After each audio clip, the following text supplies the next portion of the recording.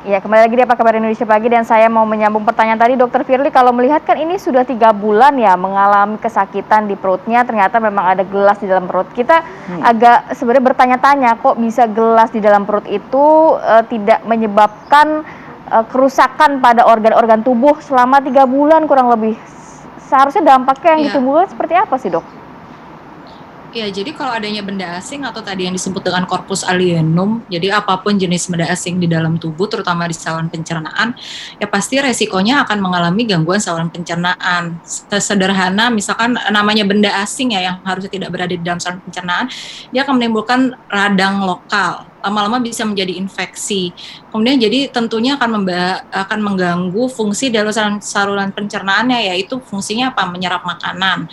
Terus kemudian fungsinya apa? Mengeluarkan kotoran. Nah itu kan sebenarnya si Pak Lasudin ini sudah mengalami sih keluhan-keluhan seperti yang tadi saya sebutkan ya, nyeri perut, kemudian diare berulang gitu ya. Jadi pasti sudah mengalami penurunan berat badan karena pasti tentu intake-nya atau zatnya tidak baik karena tidak terserap dengan bagus, sudah terganggu saluran pencernaannya, sudah terjadi infeksi, diare berulang.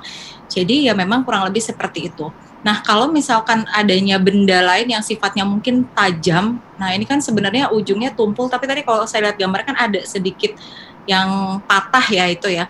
Nah itu Pecah ya. syukurnya memang pecah, betul. Syukurnya memang tidak ada yang setelah operasi kan sudah ditelusuri, tidak ada tuh yang lain yang ibaratnya pecahan kecil itu Menusuk tidak ya? ditemukan lagi di saluran pencernaan. Nah, sebenarnya yang kalau sifatnya tajam itu yang paling bahaya adalah bisa menyebabkan kebocoran dari saluran pencernaan atau kebocoran dari usus gitu. Nah, itu biasanya keluhannya jadinya perutnya begah gitu karena udara yang ada dari saluran pencernaan keluar sampai ke lapisan perut gitu. Tapi ini tidak ditemukan ya, tapi Dokter. dia sebenarnya sudah mengalami keluhan gitu. Oke. Iya, Ini Mas kepada Aris. dokter dan juga kepada Pak Sunarto juga ya. Eh, kita bukan berandai-andai sih, tapi kalau misalnya tadi dokter kan mengatakan ada keluhan di perut mungkin dan juga saluran pembuangan. Apakah mungkin awalnya jangan-jangan ini si pasien Pak Nur Lasidi ini sedang menjalani pengobatan tradisional? Sebut saja misalnya penyakit-penyakit yang di bagian bawah misalnya seperti kayak ambeien gitu. Dokter, Pak Sunarto mungkin bisa menjawab dugaan-dugaan ini begitu. Mungkin dokter dulu deh. Saya rasa kalau menjalani pengobatan tradisional, saya pertama kurang paham juga pengobatan tradisional seperti apa yang digunakan untuk mengobati saluran pencernaan, tapi justru malah memasukkan sesuatu yang malah sifatnya malah merusak ya. Jadi kalau menurut saya, dan biasanya kalau yang disebut dengan wasir atau ambeien, dia letaknya justru di anus tuh, di bagian luarnya, di bagian ujungnya itu gitu. Jadi sebenarnya sih kalau pengobatan tradisional saya kurang bisa menjawab, tapi kalau secara logika sih sebenarnya justru malah membuat perlukaan, malah ada berisiko malah terjadinya wasir karena kan dia berusaha mengeluarkan benda asing tersebut ya, jadi tentu akan terus-terus mengejan pasiennya gitu. Ya mungkin karena Terus-terus dilakukan bukan oleh profesional kan dok, jangan-jangan mungkin ya oleh orang-orang ya seperti itu begitu. Ya, tapi ya kalau memang dinilai karena pengobatan misalkan wasir sih, saya rasa agak malah justru merusak ya gitu, bukan justru malah mengobati. Ya. Mungkin kita langsung tanya ke Pak Sunarto ya Pak, kalau melihat mungkin nggak banyak pengobatan tradisional yang juga menggunakan alat-alat yang sebenarnya tidak boleh masuk ke dalam tubuh, seperti ini nih Pak.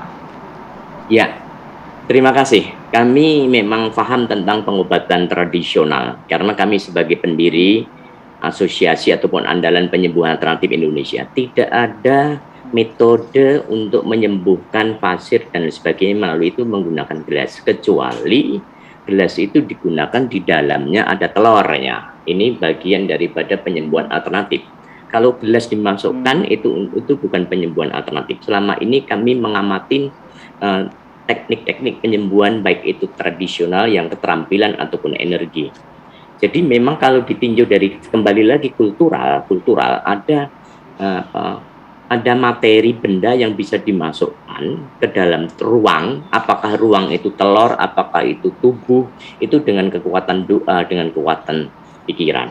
Namun ditinjau dari situ, kalau si pas yang sakit ini kemasukan gelas ini, kalau ditanyakan apa pasti dalam kondisi tidak tahu. Kemungkinan besar yang gelas ada di dalam perut si Pak Lasidi itu pasti dalam kondisi emosinya lagi terjadi keguncangan emosi, rasionalnya nggak pas. Nah, di situ gelasnya itu adalah, kalau dari foto ini kan gelasnya begini, tertelungkup. Ya, jadi kalau pendekatannya secara fisik pasti ini masuknya lewat sini dahulu. Gitu. Kalau pendekatan kultural memang bisa jadi, namun sulit. Kalau gelas yang nggak masuk, karena biasanya yang masuk ke dalam tubuh untuk membuat orang sakit dan lain sebagainya, itu materi-materi yang bersifat yang genre logam, bukan gelas seperti ini. Itu. Ya, Pak. Oke, artinya kalau Pak Sunarto melihat ini, ya dibilang ini pengobatan, ya mungkin masih jauh lah begitu ya. Nah, tapi kalau misalnya dari fenomena, ya fenomena sosial gitu ya, ini bukannya menyatakan atau mengeneralisir begitu. Tapi misalnya kalau dikatakan seperti kayak goib gitu ya, atau tadi kata Pak santet gitu. Ya. Itu memang di lokasi Pak Nur ini memang cukup mungkin Anda mengetahui nggak lokasi-lokasi yang umum terjadi hal-hal seperti itu. Ya, umumnya memang di daerah sana. Maaf ini yang saya dengar dari beberapa teman-teman yang asalnya dari sana, di daerah sekitar Tapal Kuda itu memang nuansa seperti itu sangat kental ya. Meskipun ini masih harus diverifikasi lagi ya Pak ya. Pasti harus diverifikasi, karena jangan sampai orang terjebak dengan ingatan memori kolektif bahwa apa-apa santet. Memang keberadaan itu ada, namun tidak boleh generalisasi. Semua itu adalah dilembalkan santet. Kita harus berpikir rasional dengan pendekatan pengalaman-pengalaman, baik pengalaman secara batiniah itu tadi maupun pengalaman secara fisikal gitu. Jadi pendekatannya kedua. Dalam pengobatan tradisional pun juga ada dengan dua pendekatannya. Terutama dengan pendekatan doa, dengan pendekatan energi, dan pasti dengan sarana. Jadi kalau gelas ini sebagai sarana, sama pengobatan pasti tidak menggunakan seperti itu. Pasti dengan cara lain. Ya. Kalau tadi pendekatan seperti dimasukkan, ya, bisa jadi karena terjadi kegoncangan perilaku. Karena kita mengenal zaman dahulu tahun 2018 atau 2000 berapa itu di daerah Sulawesi ada orang yang katanya viral mengeluarkan telur. Ternyata setelah diteliti dimasukkan.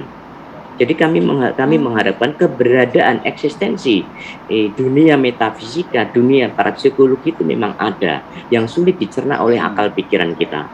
Namun begitu juga dunia fisik itu yang nyata. Itu contohnya. Jadi pendekatannya harus kita lakukan dua dengan pendekatan. Jangan sekali-kali langsung dihakimin itu santet. Jangan. Kita harus lihat dahulu fisikalnya. Setuju. Harapan kami seperti itu. Baik.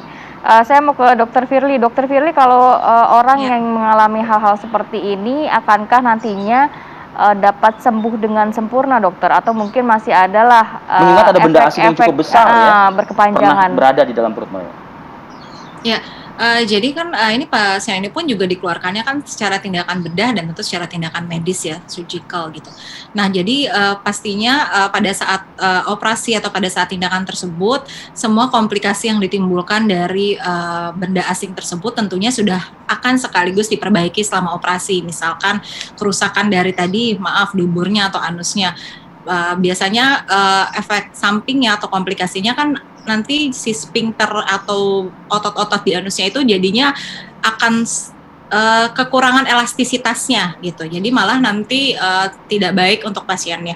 Tapi tentunya kalau memang itu sudah ditemukan pada saat operasi atau pada saat surgical, komplikasi-komplikasi yang sudah ditemukan itu pasti sudah diperbaiki gitu. Jadi sebenarnya sih diharapkan lebih kepada pemulihannya, asal tidak dilakukan lagi atau tidak diulang lagi nih tindakan ini oleh Pak Lasudi. Baik dokter. Baik, kita sudah berusaha untuk memaparkan tidak ada efek jangka panjangnya ya. Oke. Kita sudah berusaha memaparkan dari dua aspek ya. Ya. Apa itu Pak Narto yang ditambahkan? Singkat mungkin. Jadi kalau ada pemikiran kaitannya keberadaan itu disantet, pemikiran analisanya kalau disantet apa yang diperebutkan? Jabatan tidak, harta tidak. Jadi kehormatan tidak. Jadi orangnya nyantet dengan pikiran jahat itu, dengan pikiran terutama pikiran jahat kebencian, dengan melakukan upaya-upaya santet yang jahat itu dengan energi jahat, itu pasti berdasar alasan. Pertama adalah kaitannya dengan kehormatan. Orang dicaci, dicemarkan, dipermalukan. Kaitannya harta. Rebutan harta, rebutan warisan. Dan ketiga berkaitan dengan kekuasaan. Itu 3 hal yang menyelimutin kejahatan-kejahatan spiritual itu. Yang melingkupi kejahatan spiritual dilakukan seperti itu biasanya. Kalau enggak, rasa-rasanya nggak mungkin itu. Oke. Jadi masyarakat jangan terkungkung dengan hal-hal seperti ini, dianggap langsung hal gaib, santet, karena memang secara medis bisa dijelaskan begitu narasumber ya. kita kan cukup baik ya pagi ini ya.